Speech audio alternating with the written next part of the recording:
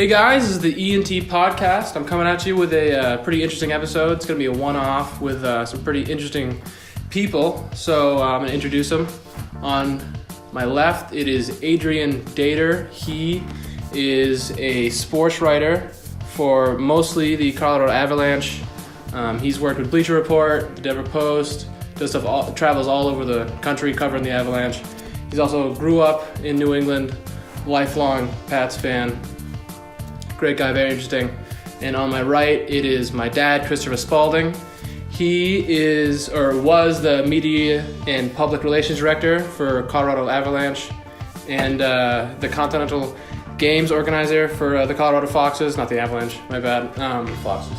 For the Foxes, a former, not MLS team, but before American the MLS, American yeah. Professional Soccer League. What did you do with them? I know you created a couple firsts for English American soccer with Europe, and you sort of bridged a couple gaps that haven't been bridged before. So could you talk about that? Sure. What I did was I was the media public relations director, and I was the international games organizer for the Colorado Foxes. And this is back, I worked for the Foxes from 1990 through 94. And we were out of Denver, Colorado. And the American Professional Soccer League was the highest level of professional soccer just in North the America back in the early 90s, right? So essentially what led to Major League Soccer. And I was very fortunate. Our team won back-to-back league championships, 1992 and 1993. And in fact, the 92 season, we won the treble. We had the league's best record. We won the regular season title. We won the league championship. And we won the North American Professional Cup. Which is incredibly impressive, and not many teams can say they've done that. So it's pretty cool to be a part of that. What was it like, just like the atmosphere being a part of a team that's that good? Well, it was really exciting. Talking to the players. I come from Plymouth State College, not Plymouth State University, a place you're familiar with. Yes. And we had, we had a Final Four soccer team at Plymouth. We had some amazing players, a lot of internationals. We played the hardest. We played 10 Division I and Division II schools. No other Division III team in the country. And you won a lot of them. And we won the vast majority of them. Had a huge rival with Division II powerhouse Keene State, where my buddy Adrian went. And so I came from a big soccer background. I went out to Colorado, and I knew the Foxes were there. So I knocked on, who was our general manager? Greg Todd. Greg Todd. So I walk up to Greg Todd's office. I say, hey, this is why you need to hire me for your media public relations. And there you go. The thing is, for the first year, I had to work 3 jobs until the soccer geek became full-time, as Adrian can recall. Yeah, can I break in here? Oh yeah, feel free. So Chris used to be working 3 jobs. One of them was at Best department stores, long defunct Like a Target or a Denver or something. department store. I think he worked at a satellite dish I worked at a company. satellite dish TV company. But he also worked for the Foxes, so... And I worked at and I was a personal trainer at University Athletic Club in Denver, because I used to have to get up at 4:30 in the morning. Technically, it was 4 jobs, so What I a would... fun slate for you. Yeah. I moved to Denver a little after him and his ex-girlfriend, Debbie, moved out there, and I lived in a 2-bedroom apartment with those 3. 3, actually, because it was Chris, Debbie, and her sister, Deanna. Yeah. And we shared a rent of $480 a month for a 2-bedroom, 2-bath apartment. $480 a month to live in So the it's city. basically $120 that we had to come up with 4 ways. And Chris was working all the time, so I would come in. I didn't have to work at all. I had no work. I had no future, no prospects. So I would just be hanging out all day and come to prank Chris, of course, because I'm, his high school friend from way back. I'm going to prank Chris, of course, any chance I get. So Chris, when he'd be trying to get a 1-hour nap or something between jobs, I would come in with a big boombox, like 1990s boombox, like 1990 vintage boombox, like and be playing Rush's Working Man. Go, I was the working man. Yeah, and I would just blast that song, and he'd be startled out of bed. Yeah. And I'd be like, Chris, working man, it's time to get up here. One of your 4 jobs. He'd be just like, yeah, I know. So I did that for a year, but because I knew the Foxes were owned by the Nixdorf family. Siemens Nixdorf was the biggest computer company in the world at the time. And So I knew they were going to go big time, full time. The league was going to take off. So I worked 4 jobs for a year. Which is something very hard. It was my dream to work in professional soccer. So my investment paid off after a year. They made me a very generous offer to go full time, and they just let me have free reign. And we were very fortunate. We had an incredible team with many U.S. internationals, legends like Marcelo Balboa, Ted Eck, guys like that, Tommy Sohn. These are guys that are still in the league, guys that were U.S. internationals. And we just won a lot, which made my job a lot easier. But we were also fortunate. That's how I'd come into Chris's room. That's right. That would wake me up. My nap was over. Blasting full blast, too. And uncomfortably loud. Yeah, I'd be laughing hysterically. So tired.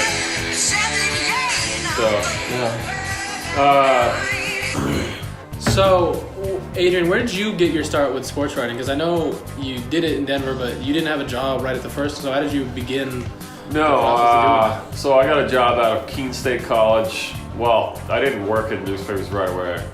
Get out of Keene State in 1988. I worked at Cape Cod selling time sharing. Very successfully. Very successfully. I was a very successful timeshare salesman, believe it or not. I had the gift of gab to sell stuff. Probably it was 100% commission. That probably helped. Yeah. And I had a pretty blonde girlfriend named Sheila, and we were partners at this timeshare thing where we're selling a lot. Well, then the industry went bad. I graduate from college. Sheila breaks up from me, with me. I moved back home, tail between my legs, 1988. Worked at a luggage store. Where I got promptly fired after about 2 months. Didn't know how to gift wrap or anything. Had a very laconic attitude. People walking in the store like. You didn't feel you were fulfilling your potential. I didn't feel like I was creating. I didn't feel like I was fulfilling my potential in this store, and that's for sure. I was making $6 an hour, and then I got fired from that. Boss calls me one day. He goes, "Just think we have to make a change." Ugh. Like, oh God. So I go back home. Then I decide to walk into the newspaper like 2 days later because I got nothing else to do. I'm living in my parents' basement. You were a journalism major. Yeah, I'm like, I got a journalism degree, guys. Maybe I should have applied at the newspaper all along instead of going to a luggage store. But that's how dumb I was back then. Just being naive and young. And they're like, yeah, we need a person to proofread our, what was called the preprint. Explain to people what proofreading was or is. Well, it was just it was reading all the copy that went out in the paper before it got printed and make sure that it's spelled right. But so literally you have to read like all the copy of the paper. No. This is for the preprint section. So that meant all the advertisements in classifieds. That's gotta be worse. That included the classifieds though, which is a lot back then. That's right. And, classifieds were big time back then. So long story short. So I'm working there for like 2 years, kind of dead-end job, though it turns out to be.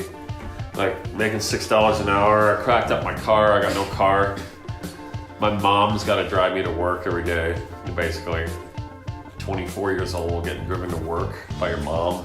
It's not a great feeling. If you looked up the word loser, you would have seen my picture right there. You just would get to blossom. I'm like, just trying to, whatever. I got laid off from that job. No fault of my own. And Chris moved out to Colorado with Debbie. I remember him telling me on the phone, these streets are paved with gold, dude. It was perfect because Denver was coming out of a recession. We were on the crest of a wave of an economic boom in Denver. So they were giving you, like, if you move into this apartment complex, we'll give you 2 months free rent. Like, there was a lot of employment. Denver was happening. Yeah. It was like, sounds good to me. Right? So I take my meager savings that I had at the time, move all my possessions and everything to Denver, and move into Chris's apartment with him and Debbie. And but I didn't do any sports writing still for a while. No, but you covered tennis, right? And wrestling. Well, I got first of all, I moved. I didn't do anything for about a month. I collected unemployment. I collected unemployment from the state of New Hampshire. I remember it was like $532 a month. Remember back then you said, but the rent was only $120, so I had like $400 of cash to spend every month. We lived like kings. Yeah, it wasn't bad. Plus, I bought a car out of the newspaper for an original my Hyundai. savings, so I had a paid-off car, a Hyundai Excel. Remember the time you almost crashed in the construction site? Like, Yes, I do. tell that harrowing tale. Yeah, I almost crashed. You almost died one day. I almost crashed in the mousetrap in Denver. I got confused by this. Nearly crashed into the cement median in the mousetrap. Denver people will know what that is. That was really close. So I go on living. The steering wheel. I go on living. Yeah, I bent the steering wheel. Yeah, I bent it. I bent the steering. You were pretty strong, I guess. Yeah, pretty strong. So Jeez, so I go on living, and I finally knocked on enough doors to get hired as a Denver Post high school sports score taker. And that's how my career in sports writing really got started. I had done some sports writing for the Concord Monitor before that, but that they laid me off right when things were starting to cook. And I started taking high school scores. Everything's going well. They go, well, we need a guy to cover some college sports, maybe some minor pro teams.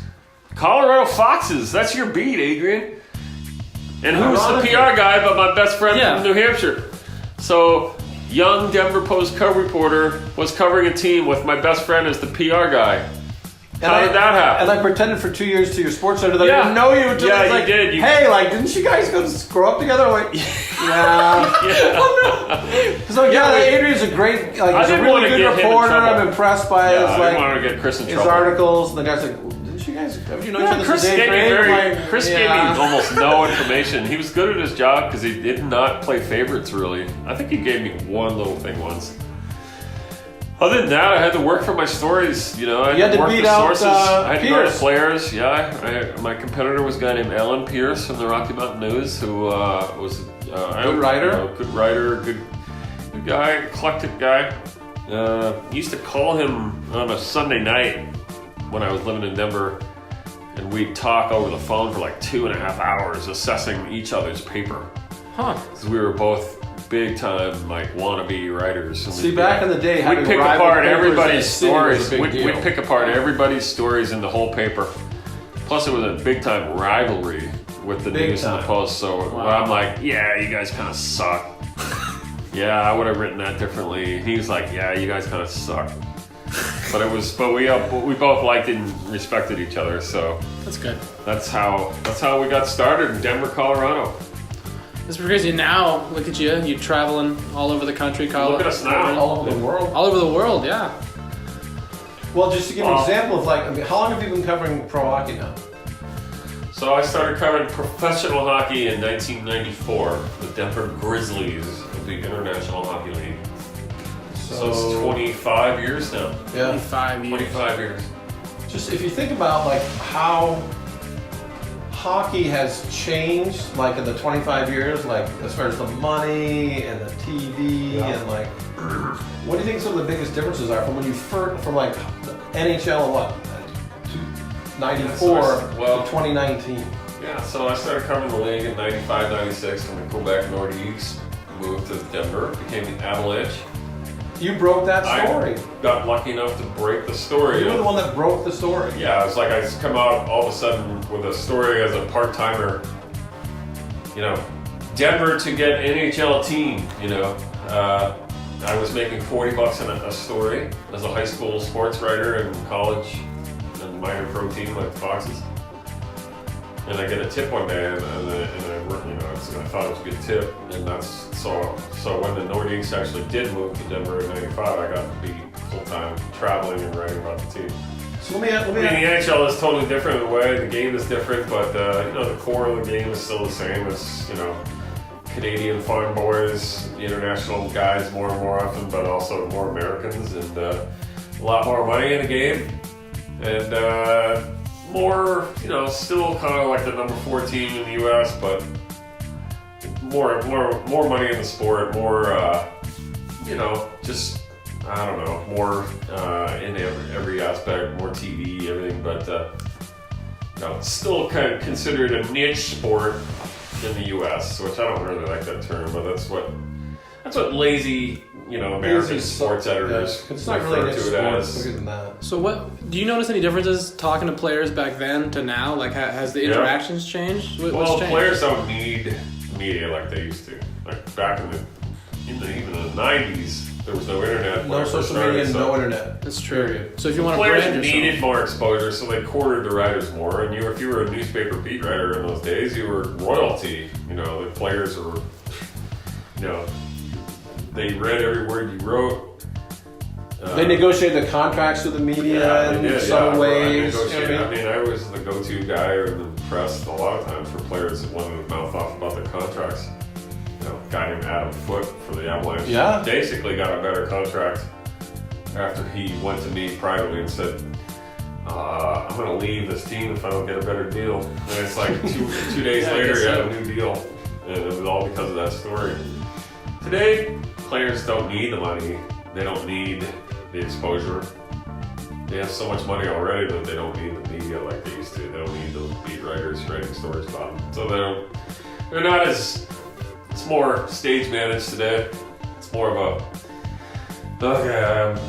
my obligations to my contract are that I gotta talk to the media for like 5 minutes a day or whatever it is. And that's just more how it is now. It's more of a, more of an abstract relationship kind of there because we don't really know each other, but we got to do our jobs. It used to be more intimate back in the day where you really get to know guys more. I went to Patrick Wild's house, for instance, when he first got traded to the Avalanche as a Montreal Canadian. I hung out in his house. I went out to restaurants with him and stuff and wrote profiles. It's kind of access they don't need to give people anymore. No, they don't need to give it. Yeah, they can just tweet. So much. Yeah, they don't want to be caught in some kind of situation anymore, so they're more leery of the media. Thanks to clickbait artists of the world that make it worse for the real hard-working media. Athletes have shied away more from the media because they don't want to get burned. They don't want to say something they shouldn't have said. They can lose their whole careers over something they say. So let me ask you then, how has the game of hockey changed since '94? Well, it's a lot faster. The defense is a lot faster. It used to be the defense where the players they'd hide, they couldn't play. Now they're all fast as hell, just as fast as the forwards. So it's a much faster game. The players are bigger, stronger, faster. Not always that, but just the players are more fit. Defense especially is faster. Like they're as fast as the forwards. That was never the case in the old days. Right. That's the difference. Do you think it's just defense just shadows a player the whole way? And you used to see the top players sort of get around defensive players, go wide on them, and come in on alone. You never see that anymore. Do you think it's just a case of people being more athletic, or more athletic people wanting to play defense? Better techniques of skating, better technology with the skates.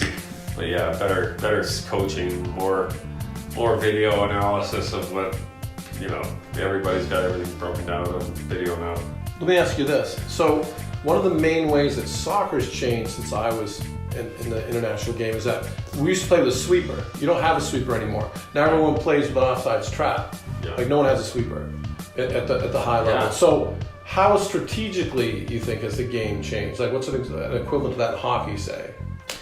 Well, they took away the red line for two-line passes, so there's no more two-line pass offsides. So used to be a lot of neutral zone trap. Remember that term? Yep. Explain what a neutral zone trap. Well, basically you cut the ice into thirds and try to trap the team in the middle. But they took away. They made it so you can make a two-line pass. So I could be in my own end and pass it to my teammate at the other blue line. Back in the old days, I would have been offside. So there's just would more have gone outlets. over my own blue line and the red line. That would have been two lines. Mm-hmm. Now, so essentially, you can go. You can't go over three lines passing, but you can go up to three. So you can't go over two. You can go over two on like when they changed the offsides rule in soccer. It's a faster game. It's just a much faster game. Goalies cannot go behind the net and play they can't go outside of their little trapezoid to play the puck. They used to see goalies all over the ice too playing the puck, and now they can't. They got to stay in their crease. But basically, they can go behind the net. But it's the difference though is just much faster, better shaped guys. Like there's no slugs anymore in hockey. Fighting's been taken away in hockey. There's no more tough guy enforcers.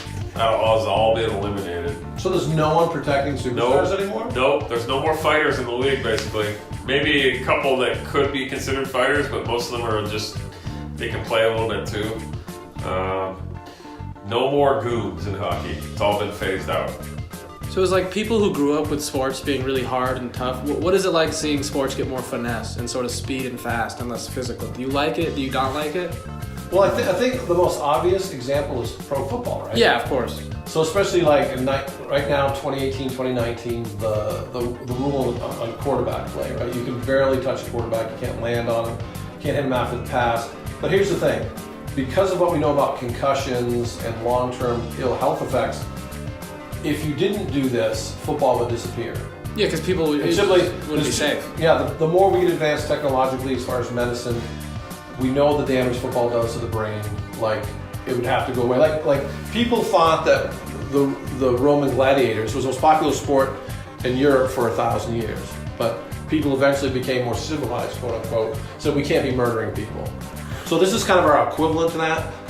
I miss the physicality of pro football the way it used to be, but I'd rather have this version, which is fast and entertaining, than no football at all. What do you think? Yeah, I'd rather see players win on skill and speed and skill rather than crushing the guys over the head. I mean, I miss some of the old fighting hockey in hockey. The rivalries. I covered a great rivalry, the Avalanche Red Wing rivalry. Wrote a book about it, actually. It's called Blood Feud. Best-selling book on Amazon, is it not? Get it. Well, it has been, but not anymore. But you know, it's still in the top, 50 all the time in hockey books. So, yeah, and how long ago was it written? 12 years ago. Yeah, it's pretty. Yeah, I'm happy with that. So what made that rivalry special? Like, Well, it was the it best was- rivalry in hockey for like 5 years. Why was it special? Well, because it was not only the nastiest. So it's the most Detroit fights. Red Wings against the Colorado Avalanche.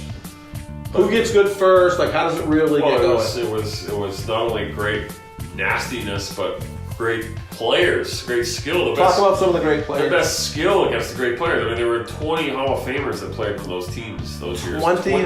20. I mean, that doesn't happen a lot with rivalries. 20 Hall of Famers? That's kind of 20 unreal. combined Hall of Famers. So it was the best players who hated each other. It was unbelievable. It's one of a kind. I mean, there should be a 30 for 30 on it. The intensity is I bananas. keep waiting for a call from me. Some smart producer who wants to do a great documentary on a real rivalry. Might be a good suggestion. But yeah, it keeps selling my book until then. I mean, that's still the only really inside dirt about the whole thing. Not that I, other people should have written the book too. It was great. God, you had Peter Forsberg, Joe Sakic, Patrick Waugh, Ray Bourque. versus Steve Yzerman. Wow. Sergei Fedorov and Brandon Shanahan and guys that just hate each other. Plus the media, we all hated each other too. It was a rivalry up in the press box. Really? Now, how would that manifest in the press box? Well, one year one of the Red Wing writers called us chicken to ask a tough question to the Avalanche coach. Said we were kissing his ring. Oh. This is the year they were still defending champions, and I'm like, kissing ring. I'm like, that is the worst thing you can call me. So I blasted back in the press because I saw one of the couple Red Wing reporters cheering in the press box after Explain the rule about no cheering in the press There's no box. cheering in the press box. It's quiet like a library. You don't do that. You don't cheer for your team. So I did see this, and I wrote it. No! Did you did? Did you name names? Yes! No, I didn't name names. No, I didn't name names. I just wrote who they worked for, though. But they were furious. Were they furious? So yeah, the next day at the airport, they were there on the flight back to Detroit. This was a playoff series, and they got right in my face, screaming at me, and I got right in their face, and we had basically had to be separated. That's But crazy. it all ended up fine. When one of the guys was in the It was heated. Well, one of the guys was a guy named Jason LaCamfora, who's like the NFL guy for the CBS today. He was the Red Wing beat writer back then. This is all stuff we laugh about now, of course. We've all made up. But yeah, I mean, they called me a homer essentially, and then I caught them being a homer. So of course I'm gonna fire back. I don't take it. And the next day at the airport, we were literally people were screaming in my nose, in my face. Nose, literally. Yeah. So tell me your top 3 moments from that great rivalry. Top 3 moments for you personally. I mean, Well, Be they performances or whatever, like, what are your top 3 moments? I mean, when the Avalanche beat the Red Wings in Game 6 to win the 1996 Western Finals, that was an exciting game. Not only because of the game, but the rivalry ignited that night. Claude Lemieux crushed Chris Draper in the boards face first, shattered his face. Explain who Lemieux and the other. Claude Lemieux was, a long time player, but he was won 2 Stanley Cups. He played with the Canadians. Yeah, played with the Canadians, Devils, defending champion, coming over to the Avalanche. He won the Conn Smythe Trophy. It's a dirty He player. hits. He was a dirty from player. behind and crushed his face, and that's when it really started the rivalry.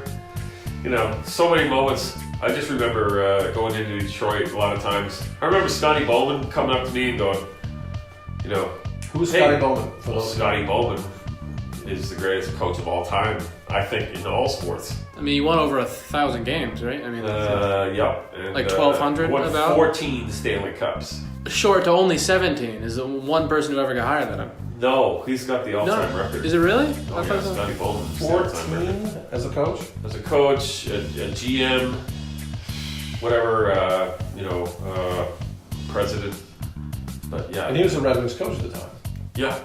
So he coached the Canadians to their glory years in the 1970s. I remember that, yeah. So, of course you remember. He was 4 Stanley Cups in the 70s. He would come up to me and go, "Hey, Dater." I'm like, "What? You talking to me?" It's like Belichick yelling, "Hey, Erik." Yeah. Like Belichick coming up to you guys and talking or something. That's how big I thought it was. So that's a great memory. He was pumping me for information on the Avalanche, which I knew, but he was he knew who everybody was on the opponent. That went as far as the equipment guys, the media, everybody. He thought that far ahead that maybe I can pump this guy Dater for a fact. It's a good coach. Out of the Avalanche. But to this day, he'll still call me. Believe it or not, he still calls me to just talk hockey, to get my opinion on things. He never stops watching hockey. Like never. He's watching hockey right now. 85 years old. Why would he stop? Guarantees watching hockey right now. To this day, it's just an honor to talk to him. Patrick Waugh fights Mike Vernon center ice. Center ice, that's classic. the cover of my book. Yeah. That's the cover of the Bloodfeud book, is their goalie fights that were that intense. If we had YouTube right now, we could call it up. It was an incredibly intense rivalry. Like, literally, we all hated each other, But, at the end of the day, we all realized how great it was when the years passed. Like, wow, we all respect each other now. So that's great. I know you might be a little biased, but who do you think came out on top, sort of, or like who do you think got the best? Well, Detroit won 3 Stanley Cups and the Avalanche won 2, but they played 5 times in the real heat of the rivalry in the playoffs against each other, and the Avalanche won 3 of those. Problem with the Avalanche a couple times is they beat Detroit in the Western Finals or semifinals, and then they lost 2 years in a row to Dallas in the Western Finals to fail to go to the Stanley Cup Finals. So they beat Detroit twice in the playoffs, these magnificent victories, and then they go and lose in 7 games twice to Dallas. So Ray Bourque was the missing piece. So Ray Bourque was he was on one of the teams that lost to Dallas. The first year, he's a rental player from the Bruins. Then the next year, Ray Bourque played the full year for the Avalanche, and they beat the Devils in 7 games. So talk about what it means to have a veteran guy with the Veritas of Ray Bourque on your team. Oh man, can you imagine the thrill of me being a beat writer for the Avalanche, a kid who grew up in New Hampshire, watching Ray Bourque play for the Bruins as a teenager? Right. I mean, his first year in the league was when I was 13.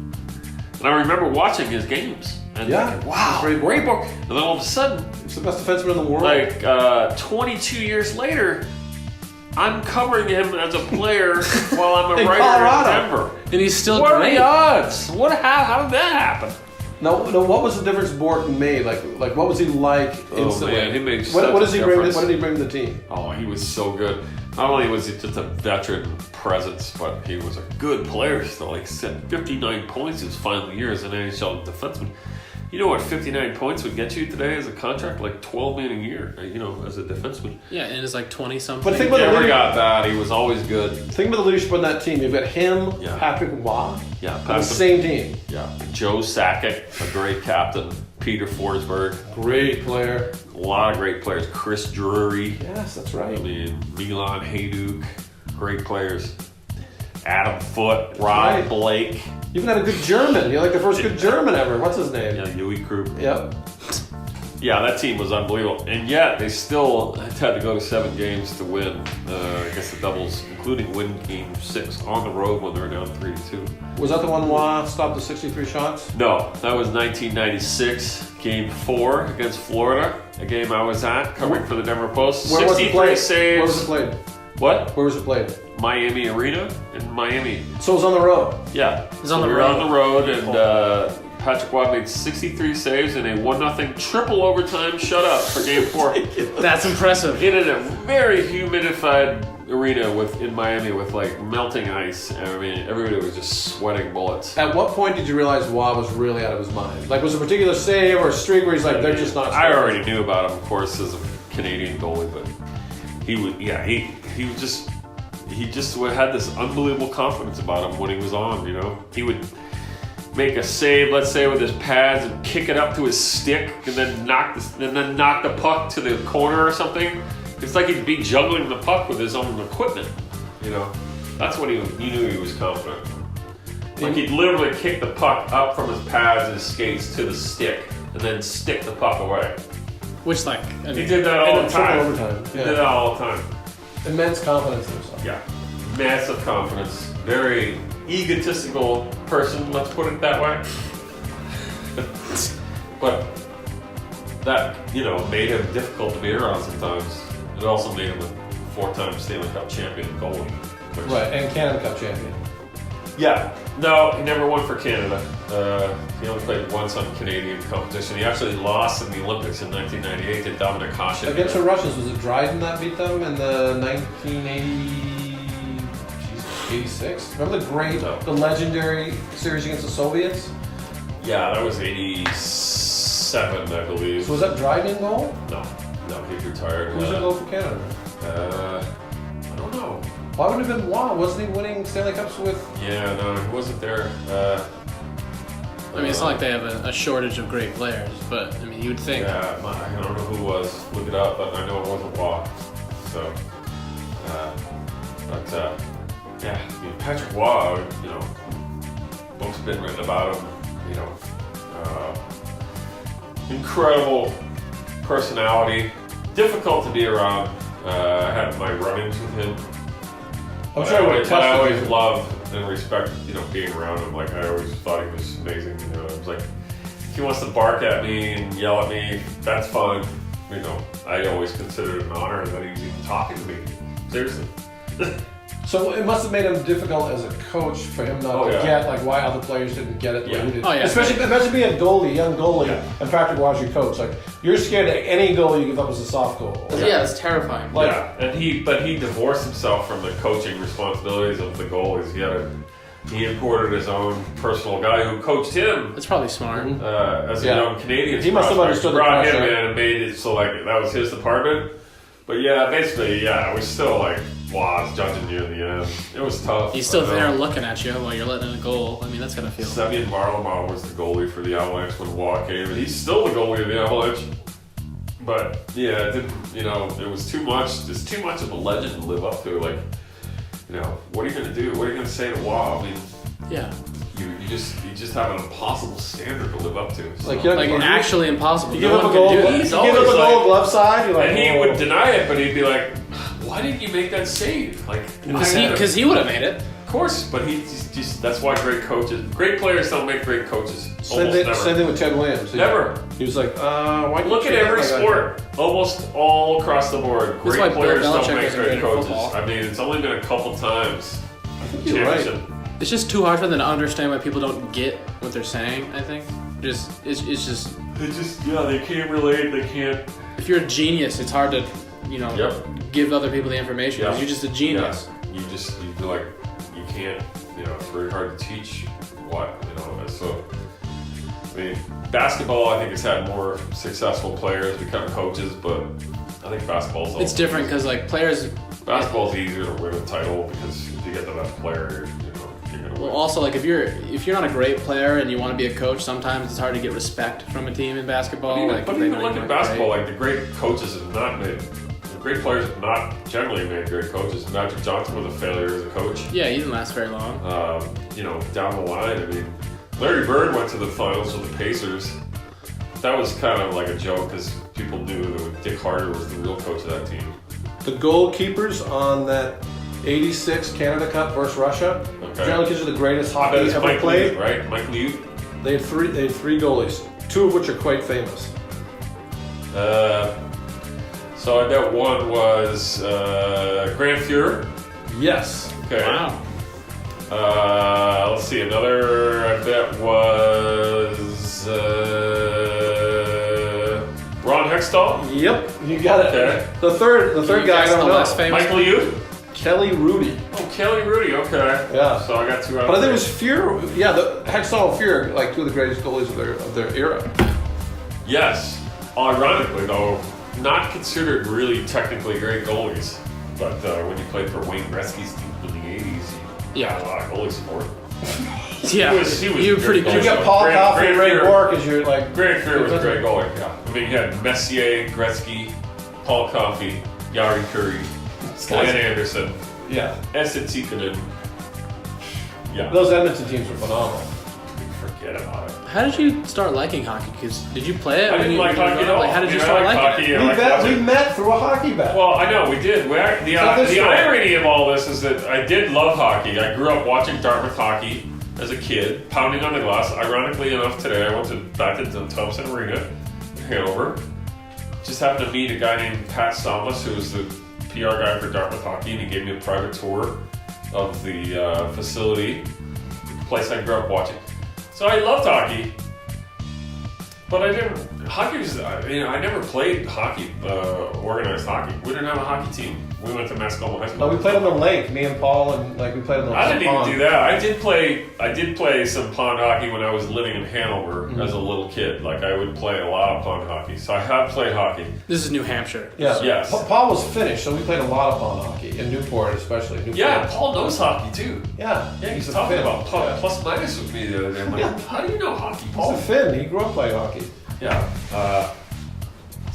Yeah, I met Chris through a hockey bet. Like, I was such a big Bruins fan that I would try to jinx the Canadians by betting on them. See, the Dater jinx goes way back, right? Explain how it works. So I was 12 years old. I mean, I moved to Enfield from Hanover.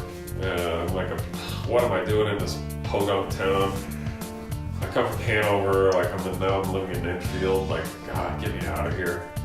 So, but I met Chris, and he turned into a great friend.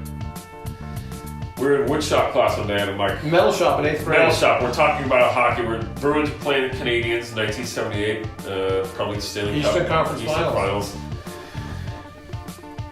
I was actually a big Bruins fan, but I'm like, and Chris was a big Bruins fan, but I pretended to be a Canadians fan, and I bet him, like, loser of the bet has to read this long letter out loud that we write for each other. Basically, like in class? Like, yeah, basically My betting philosophy is bet against your team so that even if they lose, at least you win something. Something to take the edge off of the terrible Something. loss. leave the Not stress. only will I actually maybe win some money if my team loses, but I also can jinx that other team by betting on them. Yeah, hopefully you buy the win. Because I've been a big jinxer in my life. Unfortunately, Canadians still won the damn thing. And I had to read So the. Chris read the letter that I wrote for him saying what a great Montreal Canadian fan was, even though I broke my heart to write that letter. So Oh yeah, I bet. That's How'd you reveal that you were a Bruins fan? I don't think I ever did for We many just years. I eventually said, "What do you watch the Bruins Canadians?" He was like, "Yeah, Like Canadians, I are love in." the Canadians. Like, I love they're the best. But in reality, I was like, I hate the Canadians. So the Bruins lost in a very famous too many men on the ice in overtime in Game 7. Yeah, broke my They heart. got called for too many men on the ice, so there was a power play for the Canadians. They won it with like a minute I think left. that was the series that we wrote down. Yes, absolutely heartbreaking. And I was doing like on a radio in my parents' kitchen at 10 o'clock at night and like whatever year. My way of thinking, even as a 12-year-old, then was to get something. Don't get shafted with nothing. Get something at least. So how did you work the Dater jigs throughout your life? Like It's gotten pretty big. not a forced thing though. It worked in the Celtics Sixers game. It worked in the Celtics Sixers. I did try to force it. I've always been a very like cooler kind of guy. Like if you're hot at the Vegas tables, and I come near you and I start watching you, you're gonna cool off. You're gonna lose. I mean, it's happened. No, they have a term. It's called the cooler. It's a real term like in Vegas. 5 times with me in casinos. There's even a movie about it. That's called crazy. The Cooler. So then, when I was even a teenager, it's like, damn, I really want the Red Sox to win here, and I'm really, really hoping for it. Really hoping for it. I would just somehow always feel like I was jinxing the team with something I said or did. So I had all the. And a lot of people, I realized that a lot of It's kids just did OCD. this. It's Like, just I thought I was unique superstition. at the time. Superstition Like, I would in sports. Yeah. I would,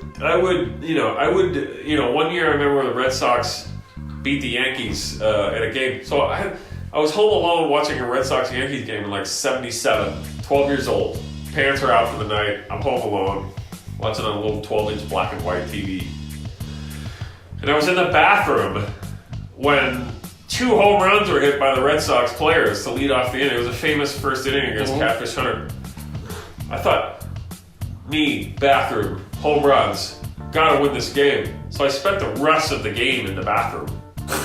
No, but whatever it takes when you're a kid. Yeah, you want to get the win. The rest of the game, I sat there listening to the game from the bathroom.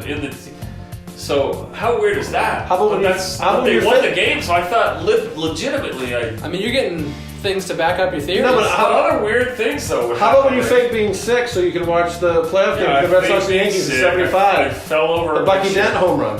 Yeah, 1978. I went to school. Ran Monday home. game. My first year at Mascoma. Like, I'm not missing this game. The Red Sox had. How do I get it? I had to go to school. Are you familiar with that pennant race? So I'm sitting there at study hall, first period, Mascoma High School, and I'm sitting in the chair. I remember it was first period study hall, and I tip over and backwards like I'm fainting, and I pretended to be dead or something, and they sent me home. Just so you can watch the game. So I watched the game, and then I cried my eyes out because they lost the game, 5-4. Bucky Dent. Worst day of my life, honestly. Yeah, when we were kids, the Red Sox were never going to win the World Series. Well, what was it like being a Patriots fan? I know you were a Cowboys fan growing up, but like... Well, it was so one-sided. Chris had a lot of Cowboys. It was one-sided. When I was a kid, the Cowboys just destroyed. Yeah, they 19 destroyed. I hated Chris and the Cowboys. I didn't hate Chris, but I hated the Cowboys. The Patriots never beat Dallas ever our Chris- entire childhood. Chris Like, was in one their of the history. all-time great front runners you've ever met. Like, now you like the Patriots. He I just was was like, such I was a- 3 years old. you'd be sitting there as a young, eager Patriot fan, like, we're gonna get you this year. We're gonna get you. We got I'd Steve laugh. Groh gonna be. He would just laugh. And then we It win. would somehow And then you make win every time. It'd make you so furious somehow. Like, but he'd be like, haha, good one, Dave. We'll go in and reach in like way off. So is it like- they did, and you get so furious. But how exciting was that run to the Super Bowl in '86, even though they lost? That was an exciting run. Like, it's the Remember I Bears? came over to your house. Yeah. You had this. It was thrilling. You had this British girlfriend at the time, I think, named Helen, I think. Yep, she was from Liverpool. We're sitting there, watching the game, like squish the fish. And Yeah, because the Patriots didn't win in Miami for like 10 years. And they haven't won yeah, since. so I watched the Still, game over yeah. at Chris's house. We had this girlfriend. I think it was, a little PDA on the couch while I was trying to watch the game. And then the Patriots go get smoked 46-10 in the Super Bowl. But Well, like, I mean, That no was a one was great beating the day. Bears. No, not with that. Like, no one's beating the Bears. Not with the 46 defense they were. So you must remember, like, the worst year in Patriots history, 1990. They went, like, 1-15 or something. yeah. Like, what? Oh no, it was even worse back in the day. Like, what was it like going through Awful. just the terribleness of the Patriots and then awful. They had and then awful seeing them? uniforms. You didn't like the red? They were terrible. I like them now. They're cool throwbacks. You don't see them. Remember they had the awful uniform before the new ones that were just like hideous. Yeah, but the ones I have now are cool. I mean, the old Patriot uniforms are great with Petey the Patriot. Oh, you mean like the in between where it's like a weird? Yeah, like 88 through like 95 or something. Just not knowing what we're doing. It's strange. Oh. That was a bad time to be a Patriot fan. What was it like seeing them get good? Like, what do you think your first moment was? Where you're like, wow. I never believed that they actually won the Super Bowl. I mean, I still remember that kid going through the goalpost out of Vinatieri, who I got to meet, by the way, in the locker room, covering a Patriots-Colts AFC title game. The game against the Raiders was the most ridiculous one of all time. The tuck rule game? Like, that was the most ridiculous thing I've ever seen. How did it feel watching them win the Super Bowl the first time? It must have felt amazing. Beyond belief. Shocking and fabulous. Couldn't believe it. That kick by Vinatieri ruins the two kicks against the Raiders. He's the most clutch kicker of all time. He's the most clutch kicker of all time. He had no business making that He's still kicking. He's kicking the center. He's so gray now. It's unreal. He looks like he his kids have too. I got to interview him in the locker room. I think this is like 2003, right? In his Denver prime. Post just happened to send me to the AFC title game to cover the Patriots-Colts game in the snow. Somehow I was in Boston for something also with the Avalanche, probably. Was this the goal line stand game? Which one was it? No, they blew out the Colts. Okay. And I just got to meet him. I'm like, I don't normally do this, but I just want to say thanks for that kick. Really appreciate it. He was like, "You're welcome, buddy." He's always got that. He's got those two kicks he made. Like, yeah, you can't. I got to interview Corey Dillon in his locker one time. Man, that guy was jacked. Was he? Oh God, he had like tats everywhere. It's like I thought I was just talking to he was. So he was just jacked, like a bodybuilder. But he had you knew he was like the man. Like he's tough. Like I don't know. I remember being around him like, don't piss him off. He was huge. He was a great running back for that 1 year too. Yeah, he was. Yeah. So little memories like that always. Do you think the Patriots being good, like if they're ever like really bad again, do you think you'll be able to look at these times and be like, always it's not as bad, or always you gotta be a fan in the hard times. Gotta stay true. Gotta be a fan. Gotta be true. Because like I grew up, I have no idea what it's like being a football fan of a terrible team. Oh, it's awful. It's not it fun. Looks terrible. Like imagine being a Jaguars fan. I go back even further. I mean, they were awful for a time in the late 70s and 80s, but then they were awful in the early 70s too. When I actually was a fan, 1971 was the first year I started watching. Yeah, they were bad. Jim Plunkett was the QB. Nice. Who later won a Super Bowl with the Raiders, of course. He rejuvenated after he left New England. What was it like going through the Brady-Bledsoe controversy? Because I don't remember it. I wasn't old enough. What was it like? What side were you on? I thought it played out perfectly because those guys handled it. And he got to play in the playoffs. Yeah, I thought Bledsoe was kind of getting screwed, but he got to play against Pittsburgh. He played the whole game against Pittsburgh. Yeah, he did great. Were you a Bledsoe guy? Who did you think was better in the moment? Bledsoe was I had no idea about this guy. Brady?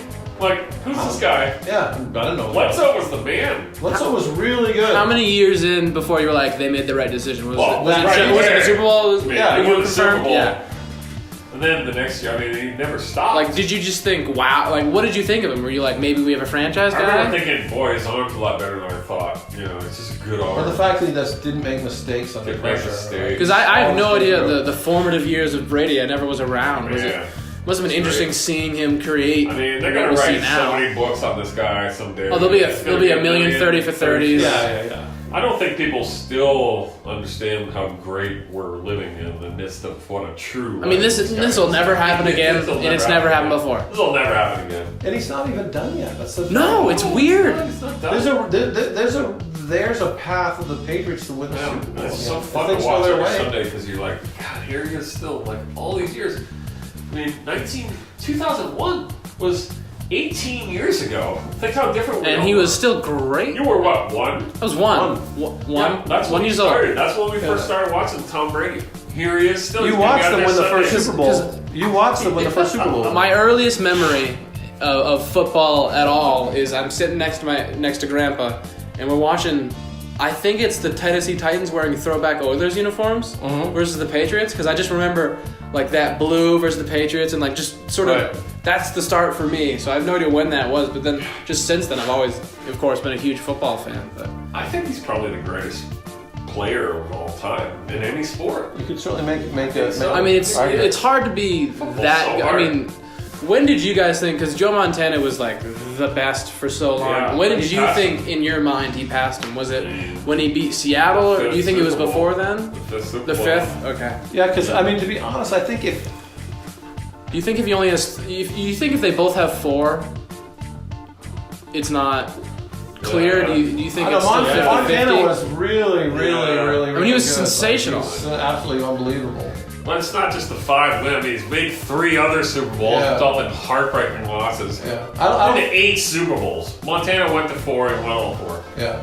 So yeah, But it he was was more of the kind of- perfect record versus He the went to amount of time. Kansas City at the end of his Did career. pretty well. He was still pretty. You want to play? He was. yeah. Joe Montana was the last person to win a home playoff game for Kansas City. I am pretty Oh, sure. Joe Montana, you would have liked, because Joe Montana, when the pressure was on, would just kind of wink. Well, Tom Brady's favorite Like quarterback is Joe he Montana. had no nerves. Like he was a lot like Brady. Captain Cool. He just There you go. One knew of my you- most, you knew you our were most done. formative memories, unfortunately, is good for me, bad for him. I mean, Joe Montana's pass at White Clark in the end zone. Man, how The catch shocked that were guy. you? That was the It first wasn't time they the best actually catch I've ever lost. seen. It was pretty good. That was the first of 3 NFC Championship losses, but consecutively. What do you think You the had never worst really loss- experienced well, you had to experience some failure with the Super Bowl and the Steelers. Not much. like the But Red not Sox. like that. You were not supposed to lose that game. Well- Remember that? Like you were stunned. Well, what people forget is, I mean, he makes that great drive and he catches it with like a minute and a half left, and he's being chased by like this Harvey Yeah. Martin and Too Tall Too Tall Jones and Jones. Randy White in his face. I mean, Yeah. and he's on the run and he goes against his body, and Dwight Clark outjumps Everson Walls, the back of the The end thing zone. that everybody Like, it's a remembers great about that game play. though is the Cowboys got the ball back. Danny White finds Drew Pearson. Finds your Drew hero, Pearson, the greatest at clutch receiver in midfield. NFL history, at midfield. Ronnie Busted Lott tackle. just barely catches it, Yeah. and then the Cowboys He fumble was the snap on the next play. miraculous. Yeah, I thought we That were- must have been crushing. Oh, it was quite crushing. What was the final score? Yeah, I remember Chris was like, It was like 30, never seen you lose like that. So, like, I think it was they- yeah. 28-27. Yeah. So it could have been a field goal. Like it was. Oh, we were going yeah, down. he only needed 20 more. Yeah. Like, yards. it looked a lot like. It was an easy Dallas win. At that Yeah, time. Fred Herrera's gonna put that through the uprights. That's not a Frustrating. question. Yeah, you're not. Yeah, that is that my most painful loss. What about when the Red That Sox? might be my most painful What about the Red loss. Sox 86 loss? Was that the one where his glove closed and it went between his legs? Was Yeah, that that Buckner. one? Yeah. Buckner. That was tough to watch. That's my most painful loss. Because Phil. he should. I mean, the glove closes. Why does the glove close? That doesn't make any sense. That's my most painful loss of all time. Well, Buckner- He blamed that on his glove being. I remember watching a thing. He Buckner said was a good his player. glove wasn't supposed to close that much. He wasn't That was used to my it. most painful loss. I was in a hotel room. It was in Cape unbelievable. Cod. I was watching at Plymouth State I was College. selling timeshare with Sheila. My apartment on Pearl Street. We went back Shout to out Cape Pearl Cod Street. every weekend from college, and we were in a hotel room. She was asleep, and I was watching, and I remember thinking, We were God, cheering. I'm going to be sitting here watching the Red Sox win for the first time ever. And but I remember thinking when that first hit happened, like, here it comes. I knew something Bob about Stanley, Well, when a team has- Calvin Schiraldi. I knew something about was going to happen. When your team's They were been not tortured for confident. that long. And I remember I just sat there for like a half an hour. I couldn't move. Like I was shocked. I was shocked about in the hallway. Just had to sit down on the step. It was Just like- weird. So where were you both when they broke the curse? Do you remember? Yeah, I was in. What was it? What was the feeling you had? It was unbelievable. It was surreal, kind of. Like it was weird. Yeah, It was very weird, almost very like weird. did that just happen? Like I guess that happened because the Yeah, series very against the weird. Yankees had been so draining. Because all the games before I was long, every game ended at 1 in the morning. It was David Ortiz like bailing them out. They were down 3-0, Yeah. and David Ortiz said, "Guess what? Like greatest clutch hitter I've ever seen. Like Yankee again, killer. so many big hits." Mariano Rivera coming in to close out and they somehow escaped. Think about it, these are Hall of Famers, just like Mariano Rivera against David Ortiz. Like when people talk, it's gonna be like Ruth and those guys, like fucking unbelievable. That's who it is, yeah. Like, and David Ortiz two nights in a row. Didn't you they're think back. that when they in the beat- bloody sock? Are you kidding me? Didn't you Who think? wrote that? Didn't you think when they beat the Yankees that they were going to lose the Cardinals? Like I thought that. I thought Like it was too good to be I true, thought sort this of Like thing. they're going to beat the Yankees. yeah, but that's then the lose ultimate Cardinals. revenge. Like Because they were losing the first game, like they'd given up a couple runs. I was they'd like, already lost 2 previous Worlds. Let's see, 2 previous World Series, the Cardinals. Yep. Both in 7 games. Painful. well, then Gibson back then. Well, the other one was when Eno Slaughter scored from first That's base right. on a single. The error. Yeah. Johnny Pesky held on to the ball too long. So, if you like, what do you think your favorite football fan memory is? Like as a kid growing up, like I would say my most thrilling, Dallas. my most thrilling one was it was 1981, and Dallas was in the playoffs against the Atlanta Falcons in Atlanta. Atlanta had been like 12-2 that year. Steve Bartkowski, they were really good, and Dallas was down by 10 points with like 5 minutes left. And Danny and Drew Pearson caught 2 touchdown passes in the last minute and a half, and Dallas pulled out a miracle win.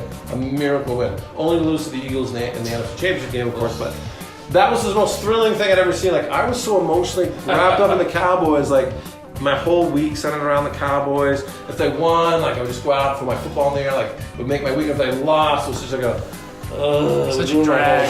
When they lost to the Steelers in '75, I cried my eyes out. Yeah. 10 years old, I cried my eyes out. I was inconsolable.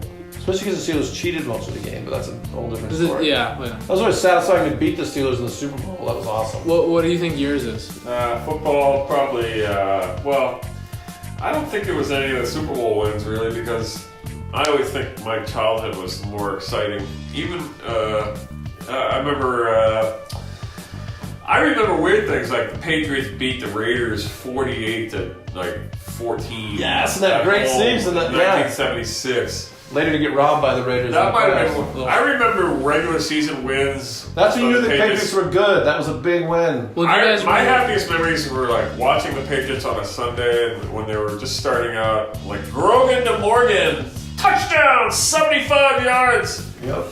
Those were the most exciting times for me. When they won the Super Bowl, I was older, so it didn't mean as much. When you were a kid, it can mean if they had won the Super Bowl when I was a kid, it would have meant so much more. But it didn't happen until I was, 36 years old? Yeah. Well, my first memory of the Patriots in any sort of playoff situation is them losing the Super Bowl to the Giants. I watched it upstairs from Graham's apartment with Fred Desmina. Which one? And Bodie. In Bodie, 2010. I remember the Giants game versus the Giants. I remember clearly in my head. I can see Rob Gronkowski being about a foot away from catching the Hail Mary. So lucky. I can see Wes Welker dropping a pass. I get it's just so. What about 2007 when goddamn David Tyree catches the ball? That's just dumb. That's just superhuman. That doesn't make any sense. Shouldn't happen. That's probably one of the worst losses I've ever had. Well, because that was a disappointing loss because they were better than they'd beat them in the regular season on Monday Night Football. It would have been a 19. I hate when the Patriots play a team they beat in the regular season. I do not like when the team plays a team twice. I hate all New York teams still. It's generally good advice. Well, for me, I mean, I've seen the Patriots lose more Super Bowls than win. Yeah. Oh yeah. Or just the same amount. The same amount. I've seen them go 2-2. Yep. So it's kind of like. You know what a dream does as kids. Yeah, totally would have taken it. Super Bowls, I guess. Like I've been alive. I've only seen half of Tom Brady's reign, basically, and I've seen him in 4 Super Bowls. Right. That's weird that he's had 2 different careers, basically. And I got to see. I really hope they can make it. Staubach and White and Aikman and Romo and the whole historic. What do you think about the Cowboys sneaking out against Seattle last week? I fully expected Dallas to lay an egg, and they didn't. Did some of the old fandom come back to you? Yeah. Oh yeah. What's it like rooting for Dak? Do you think he can be something big, or do you think it's an entirely different experience? When I was a kid rooting for the Cowboys, I went to every playoff game, pretty much sure we were going to win the game. Sure we're going to win the Super Bowl. Like we just won all the time. You were just so good. So now I'm pretty much convinced we're going to find a way to lose the game. Why did you become a Cowboy fan at the beginning again? I can't remember. Well, I was 3 years old. You're from New Hampshire. I was living in Massachusetts. I was 3 years old. And for some reason, I bet my dad. I said, I bet the Cowboys are going to beat the Dolphins in the Super Bowl. I bet you $4. I remember watching that game. And I won. And I don't know. Since then, you're like, wow.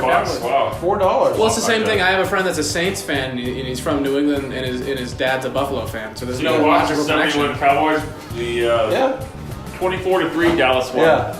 Bob Lilly finally got his first Super Bowl. My mistake. I was 6 years old. Yeah. It's probably hard to remember. 3. God. So that was Bob a Lilly while ago. finally won a Super Bowl. So many frustrating losses. Yeah, because they lost to Baltimore, the Colts. Yeah, he took his helmet, he flung it across. One of the great highlights of NFL film. I think. Frustrated. What do you guys feel about when you see wide receivers that are divas now and just crazy? They always kind of were, but Ooh. like diva wide receiver. There's just like football players that are sort but there of was no whatever. social media. It was more old school. Like players corrected the course themselves. Liz Like Swan was a prima donna back in the day. yeah, I guess, as much as you could be back then. Like no, it was never bad. They were little. Isn't he the owner of a team now? Isn't Lynn Swan do something like that? I don't know. I think so. It's really a great wide owner. receiver though. Made some good catches. There's some really good catches, like some ridiculous catches against Dallas. In both I wonder Super Bowls. if kids though today don't have the same fandom experiences that me and Chris had. Like you grew up with so much media around you that it's different. I mean, well, all I do is look at football, though. I'm exposed to a lot of media, but all I do is listen to it. I don't know if you have the same affinity for teams, maybe because there's just too much media around. Maybe is that true? You think just an overabundance Are of you wondering if it information? dilutes the experience? Because you just Or does it enhance? Like maybe it doesn't mean as much? Yeah, but we would have eaten this up. We would have eaten this shit. Well, like for me, I get to know way more about my favorite players. Too much. It's almost like we would have you had look, think about the football cards and baseball cards you had. We also grew up differently as kids. We just played ball together. Yeah, kids don't play ball. Played. We emulated our heroes in games against each other. I don't know if kids do that anymore. Like I was George Scott. I remember doing that. I do that with my cousin Nick. We I all don't know if you see kids doing that as much though. I think you do. I think it's the same. I think it lasts for a short amount of time because kids sort of gravitate towards like video games more now once they're a little bit older. But I think the early like formative years when you're still going outside a little bit, kids do that still. Well, plus if you grow up in a sporting household, like you grew up in a like sporting I grew up, household. you always loved sports. Like my mom still sort of sticks around a little bit, but like I've always loved sports since I could kick a ball. Like it's just been a part of my life. Yeah, sports. I mean, sports has been just a constant my whole life. Either playing or as a fan or I mean, covering it's such a or- good outlet for people to like pour their emotion It's into. You never can really gonna go away. Like it's just always gonna be a moneymaker. And it's always a lot. If you look at anthropologically, one thing that binds people together. Yeah, sports. The Aztecs played a form of basketball, In this right? polarized age of ours, politically, sports Yeah, like is the if only you- thing that brings us together as people anymore. Still, You can have huge disagreements with someone, but if they like the same team as yeah, you, but it's like you're with them forever. You're with them. Yeah, like Dallas probably got a lot of disparate football fans. I mean, Dallas is about to have a home game in LA. Republicans, Democrats, but it's like Cowboys. Yeah, here we go. Yeah, it's true. Yeah, like sports unites people. People are It communities does. when sports are on. Absolutely does. Like, hey, do you want to watch the game? You want to come over? Like, Yeah, I have that's a these thing people intense can go political around. debates with people sometimes. But then I'm like, hey, how about those Red Sox, huh? You're like, yeah. That's all you're great. talking So it about. cuts right through it. And seriously, that's one of the great things that I loved about soccer. Now, when I was a kid, when I was from age 20 through 20. So old as a me, but Six. still a kid. For basically 6 years, I traveled Europe, right? I'd take summers off, travel to Europe.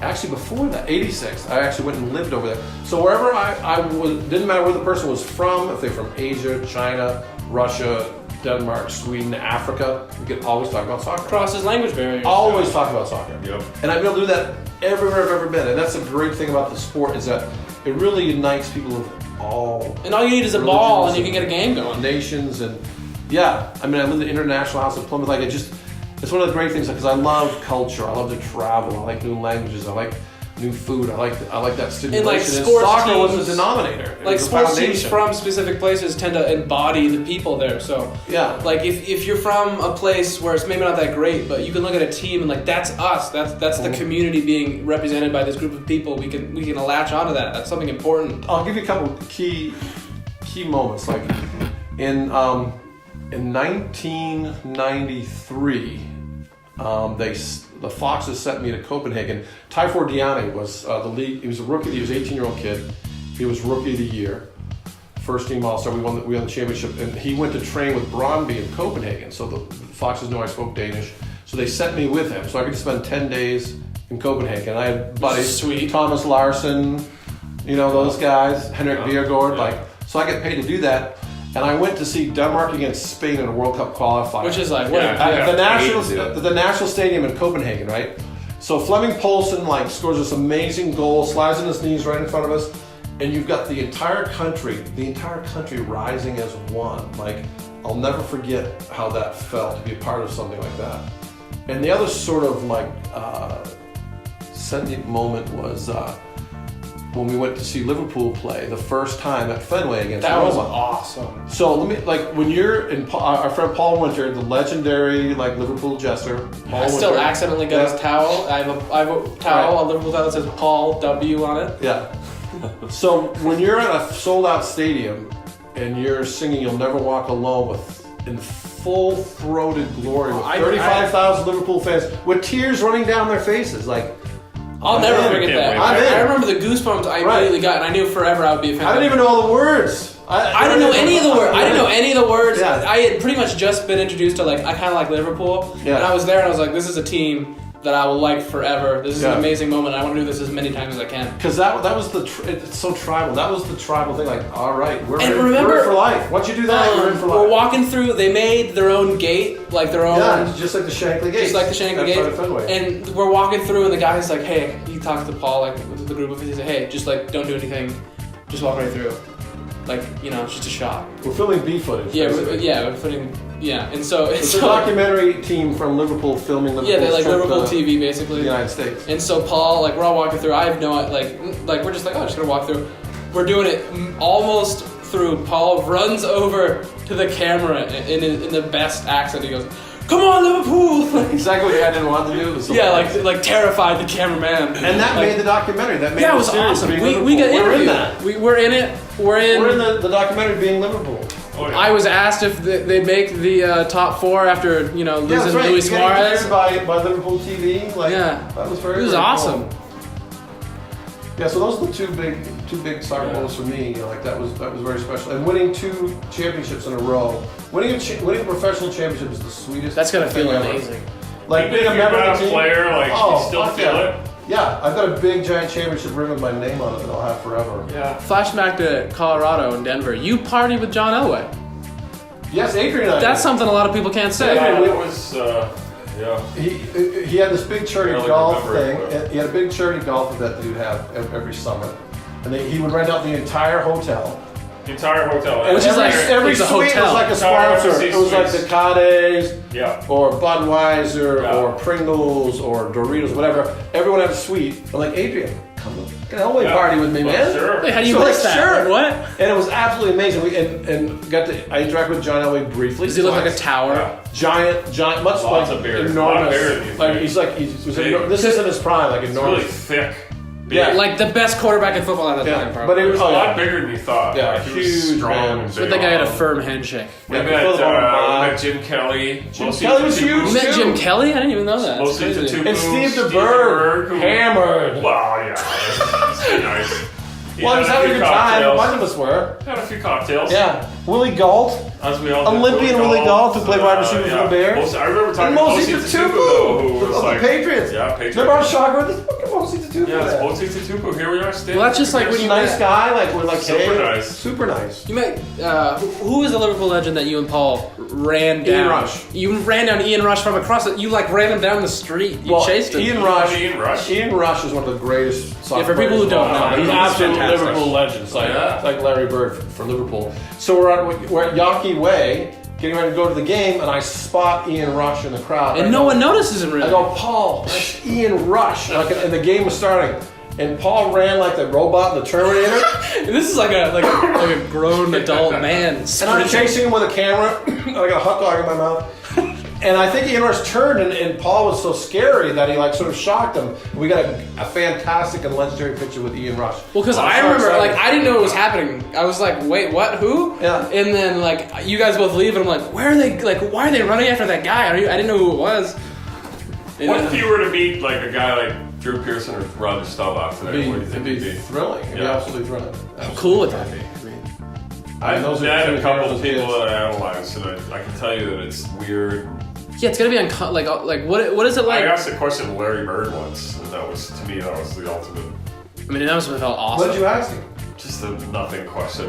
Well, you got to say something to you. Feel like got a hot hand in the third quarter. Well, he was doing an interview pre-game scrum with the Nuggets and Pacers writers, and I was filling in for the Nuggets writer, and some guy from the TV station asked, so Larry, you go out there and shoot some three-pointers still with Reggie Miller and stuff like that? And he goes, I don't play no more.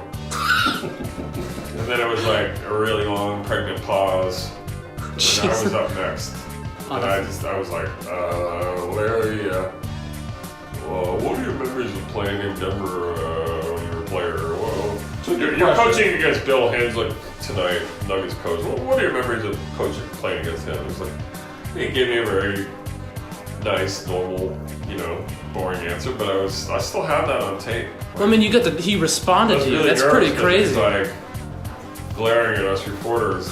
It's also weirdly tall, like when you're like. He's so tall, 6'9" yeah. and a half, I remember being after the game when they won the game, and he's in a good mood, of course. He's in a better mood, and I was in the scrum with that too. I didn't ask a question, I don't think.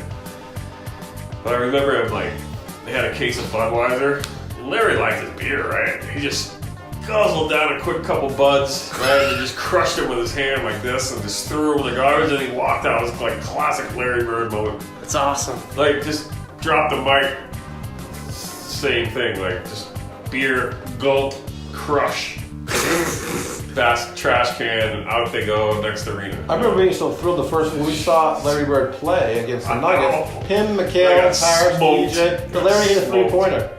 We get to see Bird. Yeah, we saw the worst game of all time. But yeah, we had floor seats for the Nuggets Lakers, and the Nuggets won. It was brutal. I was so mad. Before I was a sports writer. I was super excited. I was so thrilled. Yeah, to see I know. those I just guys. remember seeing Larry God, they're so tall. Him and McHale look like kind of like They're just giants. You don't realize how tall they are until you're there. And then you're in a room with all these 27 giant people. It's so weird. Giants. When you go to the game. Giants. Well, for you, you're almost 6'6", and they're towering over you. And they're I was in God. Yeah, you're like a big shooting guard to them. Yeah, Robert Parrish is tall. So tall. I remember seeing Shaq play for the Magic back when we used to go to Nuggets games. And he was so huge and so strong. He was quick. He'd go from the foul line to the rim like that. Shaq, 2 years in the league, unbelievable force, unguardable. So strong. I've been around a lot of great players. I've been in scrum with Michael Jordan, Kobe Bryant. I've asked him questions. I didn't know they call it a scrum. I didn't know that. It's just media. Well, yeah, I know, but that's a term I've never heard. That's a media term. All right, so I got to interview Fred Lynn, Larry, Louis Tiant. Just thrilling. Got to interview Paul Stanley of Kiss. Right. That's pretty crazy. I mean, and we're huge Kiss fans, as most people know. You're wearing it's not a Kiss shirt, but Ace Frehley. Which I went to the show and got that shirt. In Los Angeles.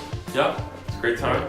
I think that's going to conclude part 1 of this. I'm actually going to make it a I'm going to make it a 2-parter because I'm going to pause this, upload them separately. So if you want to hear us talk about football in current football, that'll be the next one. Yeah, that'll be the next one. All right.